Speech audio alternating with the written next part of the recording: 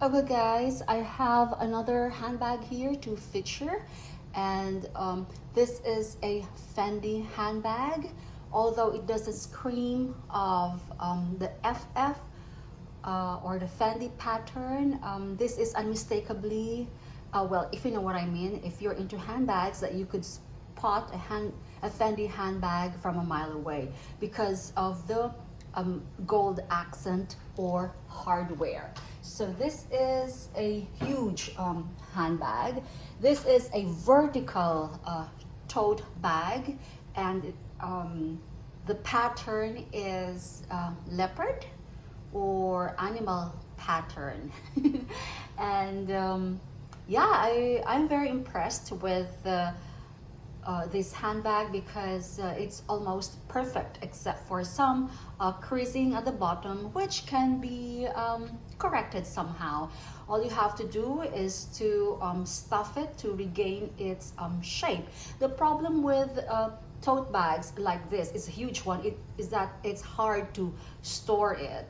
So chances are you may you may store it with other bags on top of the other if you don't have like a very organized system. Even then, it will still get scrunched or squeezed in some places. But this is a very well structured handbag to begin with. But of course, in due time, with everyday wear and everyday use, normal use, it will somehow have some creasings or collapse in some areas. Okay, so I love this handbag. This is a vertical tote. I would like to stress that. And this can either be worn as a shoulder bag or just a handheld bag, or you could just wear it in the crook of your arm. And as you can see, this is a very subtle Fendi, and the only indication that it is a Fendi bag is with the hardware on top. Okay, so let me just show you. This is a closer look. So this is like a leopard. Is it a leopard print?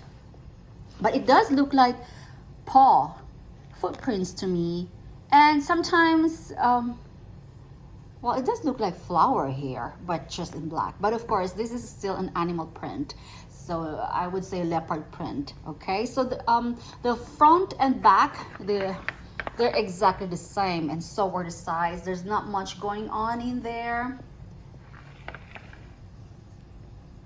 It has bottom studs though. There are 4 gold bottom studs, as you can see.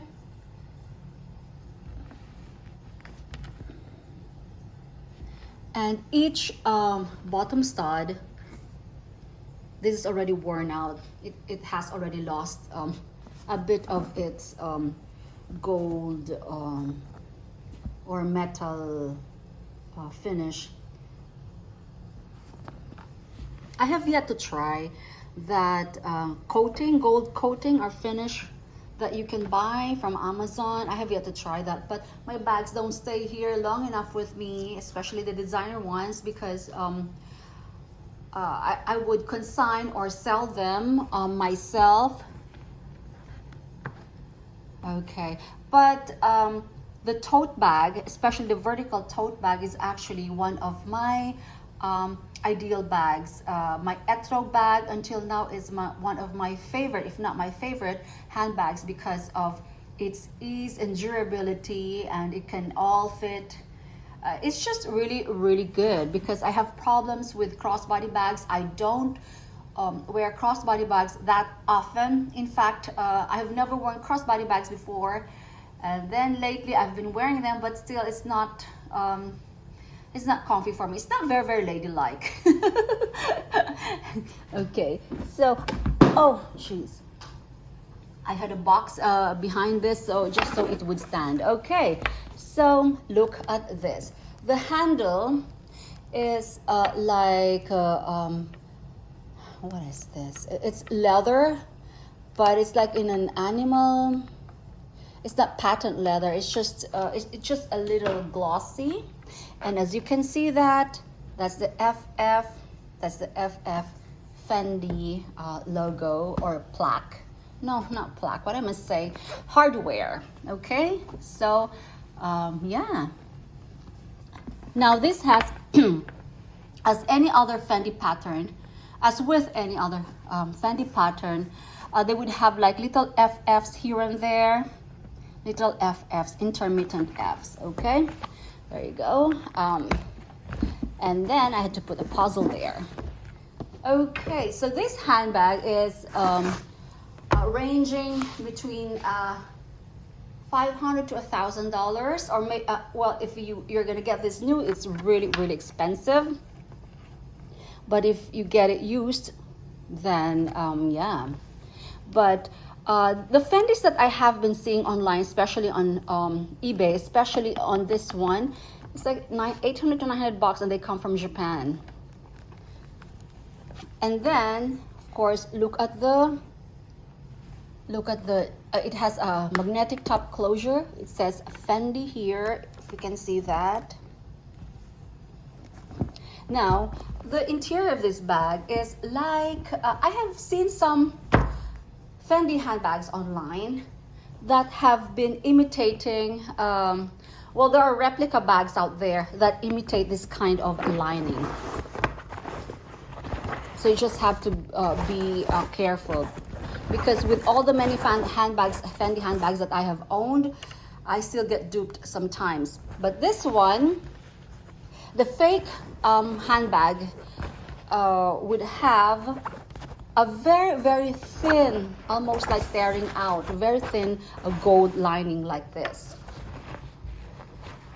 But it would also have intermittent Fendi. But this one is very thick. You can see that.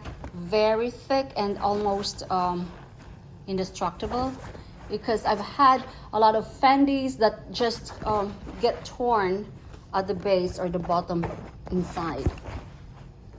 Now this has one zipped interior compartment. You can see that. That's the plaque. So whatever the material is should always coincide, or should have the same kind of material. And then this is a bit like in the older model. Look at that, because the thingy is still inscribed here. Not inscribed, imprinted on the thingy. So yeah, it's almost unreadable. Because it is also in gold, so that's the thing. And look at the zipper pull, the little FF there, very tiny. And you look at underneath the zipper, there should always be FF. If you can see that, this is so tiny, guys. So let me see how deep. Okay, so this is reasonably okay. It's not too big, but it's not. That's okay. It's not very, it doesn't extend all the way at the bottom. But this one is really huge. Okay, now let's look at the measurements. It's 5 to 5 inches, but of course it can still expand, but it's the 5 inches there width, and then the length is 13 inches. And the height is 13 inches. Oh, so it's 13 by 13 by 5. So there's also another version of this handbag, but it looks like the handle would have like yellow or very I would say, looks like bamboo thing here. But this one is like an animal. I can't describe it. It has streaks of a black thing here. Yeah, I think I'm going to really keep this one. I think the only problem here is that it will fray somehow on the top edges.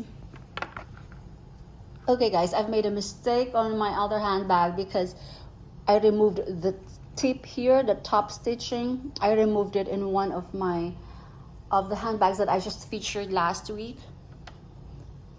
because I thought it wasn't a part of it. It has a top stitching, but it's in the vintage Pequin bag. This one has a top stitching. All right.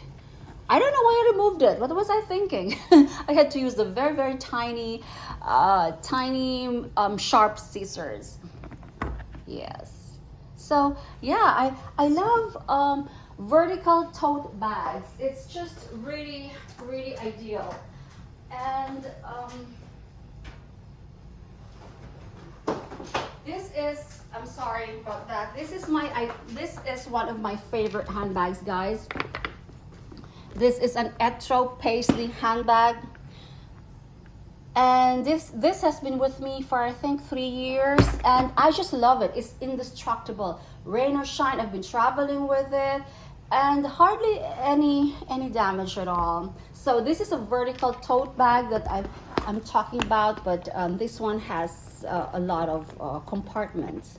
Like, if you would like, I would suggest that you invest in an indestructible handbag that won't break the bank, like Etro. If you go, we used to have an Etro here in Florida at Sawgrass Mills in the premium outlets, but then they were just there for a very, very quick, very short time, and then I think it's not very.